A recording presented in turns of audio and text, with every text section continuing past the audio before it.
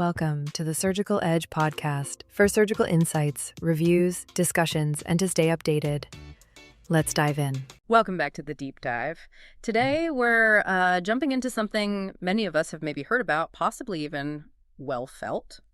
Gallstones, or, the medical term cholelithiasis. But believe me, there's a lot more going on with these little things than just the pain they sometimes cause. Absolutely. Yeah. Yeah, our goal today is really to unpack gallstones. What are they? Why do they even form? How do you know if you have them? Or maybe more importantly, why don't you know? And then look at how we actually manage them now. It's quite nuanced. Right. And some of this might actually be pretty surprising, like just how common they are and how often they just, fly under the radar. Wow. Okay. So conditions affecting a huge number of people, but most are just unaware. That's kind of wild. I knew gallstones were common, but what are we actually talking about in terms of numbers? It's really quite something. Gallstones are the single most common problem with the biliary system. The gallbladder, the bile ducts. Okay. We're talking like 10 to 15% of the population in Western countries. 15%. Wow. Yeah. And get this, in the UK, some estimates suggest about 17% of people have gallstones found at the time of death. So a significant chunk of the population is walking around with these. But, okay, here's the really interesting part you hinted at, right? If they're that common, why aren't we hearing about them constantly? Why isn't everyone getting surgery? Exactly. And that's the kicker. Over 80% of gallstones cause absolutely no symptoms. None. 80%. 80%. So yeah, you've got this internal thing happening in maybe 1 out of every 10 people, roughly, and most have no clue. It completely flips how we usually think about illness, doesn't it? It really does. This silence is key because only a very small percentage, maybe 1 to 2% each year, actually start having symptoms bad enough to need surgery. Ah. Which is why gallbladder removal, cholecystectomy, it's still a super common operation, even though most people with stones will never actually need one. That's fascinating. So just having them isn't necessarily a problem for you. But it makes you wonder, okay, what are these things made of and why do some people get them and others, don't? Right. So to get that, we need to look at the ingredients, basically. There are 3 main types: cholesterol stones, pigment stones, and those come in black or brown, and then mixed stones. Okay. And what's really interesting is how this varies geographically. Like in the U.S. and Europe, maybe 80% are cholesterol or mixed. Right. But you go to parts of Asia and boom, it flips. Maybe 80% there are pigment stones. Well, let's start with those cholesterol and mixed stones then, since they're so common here. What's in them? Well, they're mostly cholesterol. We're talking 50, sometimes up to 99% pure cholesterol. Wow. Yeah, mixed with a bit of calcium salts, bile acids, pigments, phospholipids, that sort of stuff. But the core issue is simple.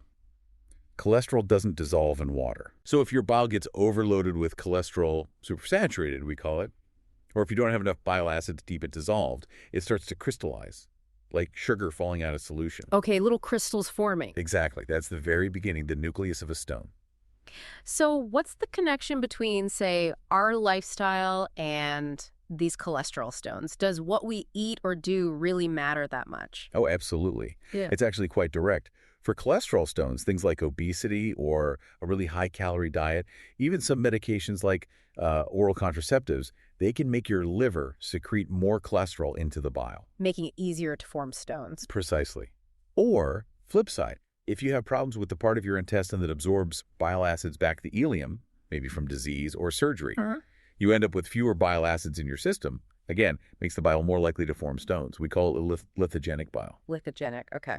And it's not just the chemistry. How well your gallbladder squeezes and empties matters too. If it's sluggish, those crystals have more time to stick together and grow. Makes sense. Which is also why, just taking out the stones but leaving the gallbladder, well, they're almost guaranteed to come back. The factory's still open, so to speak. Right.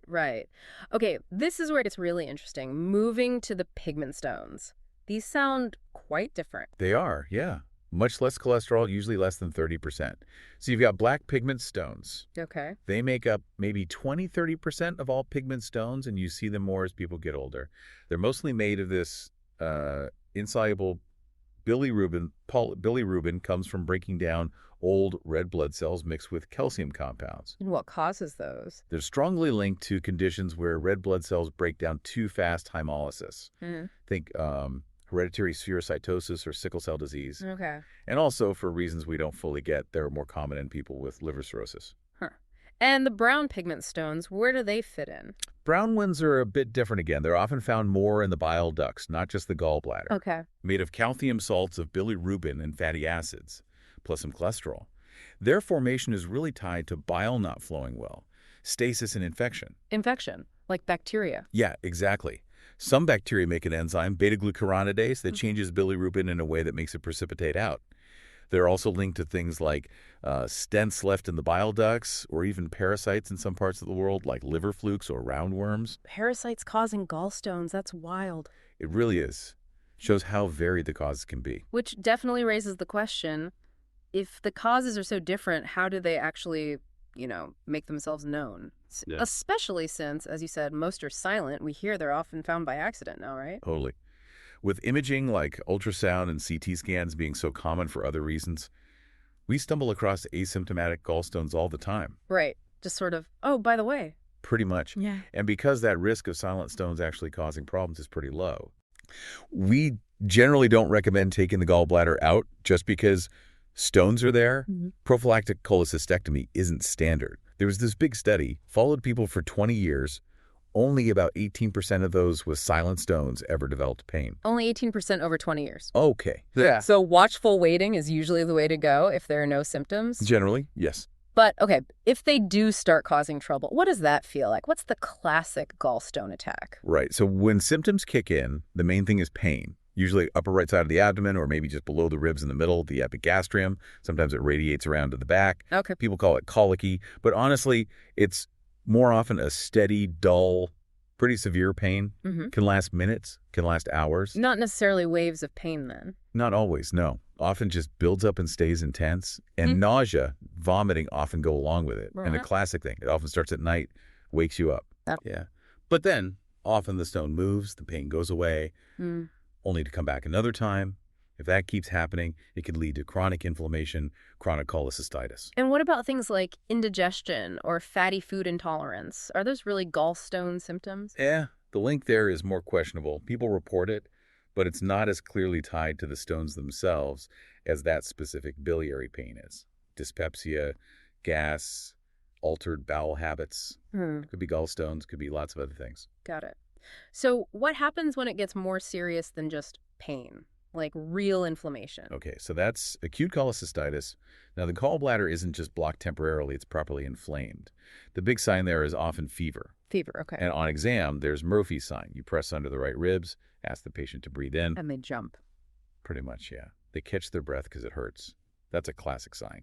If it's really bad, you might even feel a mass there, the body trying to wall off the inflammation. And if it doesn't get better, it can progress. Empyema pus in the gallbladder, necrosis tissue death, even perforation, a hole leading to peritonitis locally. Or if the duct gets totally blocked, a mucocele gallbladder just fills with mucus. And sometimes the stones go traveling, right? Outside the gallbladder? They can, yeah. If a stone gets into the main pipe, the common bile duct, and blocks it, that causes jaundice, yellow skin, and eyes. Okay. There's also a specific thing called Merigi syndrome, where a stone in the gallbladder neck actually squashes the common bile duct from the outside. Also causes jaundice. Yeah. And very rarely, a really big stone can wear through the gallbladder wall into the intestine, then travel down and cause a bowel obstruction. Gallstonesis it's called. Dramatic, but rare. Wow. Okay, connecting this back to diagnosis, Yeah. you mentioned jaundice. There's that Courvoisier's sign, right?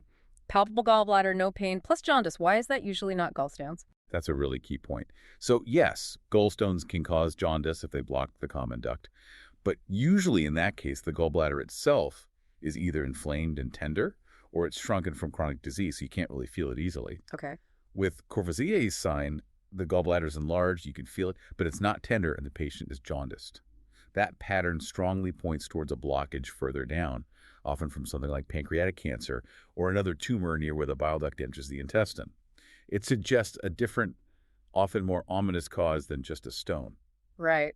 Critical distinction. So when you suspect acute cholecystitis, how do you confirm it? What's the main test? The first one go-to is ultrasound. USG. Ultrasound. Okay. It's great for looking at the gallbladder wall thickness, seeing if stones are there, checking for fluid around it. And its accuracy gets much better when you combine the ultrasound findings with the clinical picture, like that Murphy sign and blood tests showing inflammation. And there are specific criteria now, aren't there? The Tokyo guidelines. How do those work? Yeah, the Tokyo guidelines really help standardize the diagnosis. They basically group the signs. Group A is local stuff, Murphy sign, pain or tenderness, maybe a mass in the upper right. Okay. Group B is systemic signs, fever, high C-reactive protein or white blood cell count in the blood, inflammation markers. Got it. And group C is characteristic findings on imaging, like the ultrasound. So how do you put them together? Well, you have a suspected diagnosis if you have at least one sign from group A plus one from group B. For a definite diagnosis, you need one from A, one from B, and the positive imaging findings from group C. Helps make it objective. Makes sense. Okay, so diagnosis is made. Now what? Treatment. What's the guiding principle? The number one principle, again, if the stones aren't causing symptoms, generally leave them alone. Right. No symptoms, no surgery usually. But you mentioned there are exceptions. Situations where you might take the gallbladder out even without symptoms. This is where it might affect you listening. Yes, there are specific cases for prophylactic cholecystectomy, like really large stones, over 3 centimeters. Okay, big ones. Or if stones are already found in the common bile duct choledocholithesis. Also, people with chronic conditions that cause red blood cell breakdown, like sickle cell disease, the risk of complications later is higher, so sometimes surgery is advised early. What else? Gallbladder polyps over 1 centimeter. Any suspicion of cancer, like that porcelain gallbladder where the wall gets calcified. Also, certain groups or regions with high rates of gallbladder cancer and people getting organ transplants or certain types of weight loss surgery, bariatric surgery. Okay, quite a specific list. But for the average person who does get symptoms, that biliary pain, what's the standard approach? If you're having symptoms and there aren't major reasons not to have surgery, then cholecystectomy, removing the gallbladder, is the definitive treatment. And what happens initially, say, when someone comes in with an acute attack? Right, the first steps are usually non-operative. Rest the bowel nil by mouth, IV fluids. Pain relief is crucial, so analgesics. And antibiotics are usually given, broad-spectrum ones, because infection often plays a role when the duct is blocked. Things like cipazololin or ciprofloxacin. Yeah. Then, as the inflammation starts to settle down, you gradually reintroduce fluids and food by mouth. And after things calm down, what tests come next before deciding on surgery timing? Well, you'd confirm things with ultrasound if it wasn't done already. If there was jaundice or funny liver tusts, you'd likely get an MRCP, that special MRI, to check for stones in the common bile duct. Make sure there aren't any left behind. Exactly. And maybe a CT scan if things aren't clear or you're worried about complications like a perforation. Okay. And the surgery itself? Is it better to do it right away during the acute attack or wait? Seems controversial. It is a bit debated, yeah. Early cholecystectomy, meaning within about 5 to 7 days of symptoms starting, is often preferred now if you have an experienced surgeon available. It's safe, gets the patient out of hospital quicker overall. But the surgery itself can be technically harder with all the inflammation, so there might be a slightly higher chance of needing to switch from keyhole to open surgery. Okay.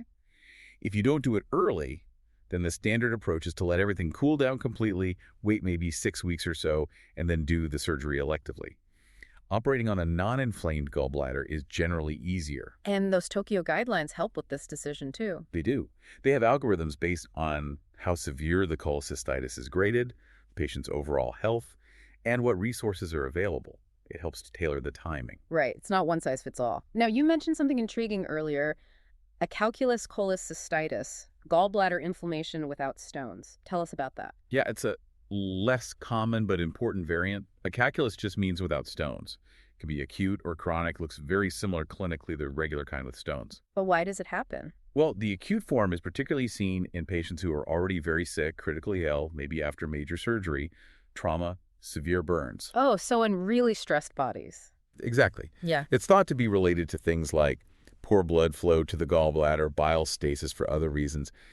It's often missed because the patient has so many other things going on, and sadly, it has a high mortality rate. And treatment, same, surgery. If the patient is stable enough for surgery, yes, cholecystectomy is best. But often these patients are too unwell.